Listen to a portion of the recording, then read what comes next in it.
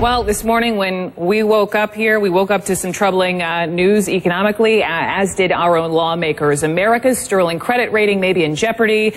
You've got a credit rating. I know I've got a credit rating. And guess what? So does America. And the U.S. government is considered top-notch, AAA, because it always pays the bills, at least up until now. But to keep paying the bills, we essentially now need to open up a new line of credit, something Congress would have to approve by raising what they call the debt limit, the debt ceiling. And the deadline now is set for August 2nd. That is when the checks would start bouncing. House Republicans are saying, folks, not going to do it, not going to raise the debt limit again until we first agree to stop spending so much. Some folks have thought they were bluffing, but here's what the credit rater Moody's just said yesterday. We fully expected political wrangling, but the heightened polarization over the debt limit has increased the odds of a short-lived default.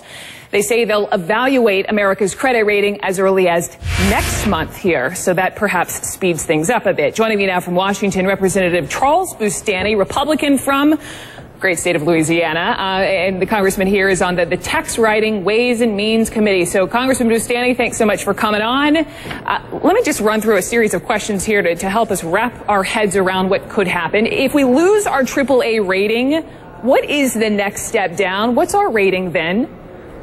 Well, this is a serious problem, and if we start to see a downgrade in our rating, the problem is we're going to see interest rates rise at a time when we have very sluggish job growth, high unemployment, very slow economic growth. This would be disastrous. But I'll tell you this, serious economists, as well as these bond rating agencies, are saying we have to get a handle on our debt. Well, what interest rating are we paying right now, Congressman? Well, the 10-year bond, we're paying right around 3% on the 10-year Treasury note, which is sort of a figure used by corporate debt and mortgage rates and all these sorts of things. And so we're right around 3% right now, which is low. And that's historically low, but we've of capital into the U.S. because of the situation in Europe. But that could change with a downgrade in our rating. So if Moody's decides to lower our AAA rating, our borrowing costs would then go up, right? So that would That's then exactly add, right. That would add to the debt. Do we know how much it would add? Well, it depends on what happens with these interest rates. Last year, we paid a total of interest of around $210 billion for the year 2010.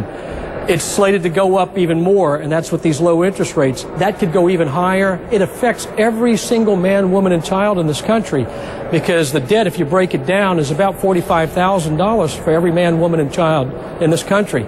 We have to live within our means, and so any increase in the debt ceiling has to be coupled with a substantive plan, a credible plan to reduce the debt and our deficit spending. Well, you know, Americans, we're all having a tough time sort of trying to live within our means, and I'm just curious about, you know, the message here. When is it okay not to pay the bills? Is it okay for families not to pay the bills?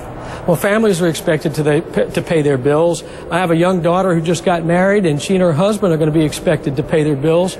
The United States has to keep its credibility and meet its responsibilities in the financial markets and so forth. And so it is essential that we move forward with a credible plan to take care of this debt problem and our deficit spending, because Admiral Mullen, General Petraeus, and others have said this is the biggest threat to our national security and clearly a threat to our economic security. But would the government be willing to not pay the bills?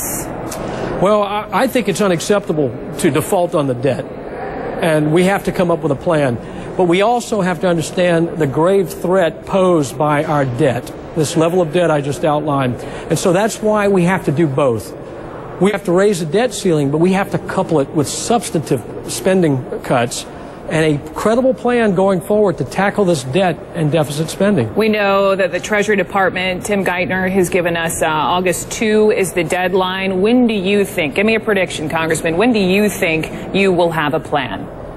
Well, I don't know, and I think the sooner the better. And I know Speaker Boehner has been working with the administration on this to come to some agreement. Month? Well, we have to have it done before August.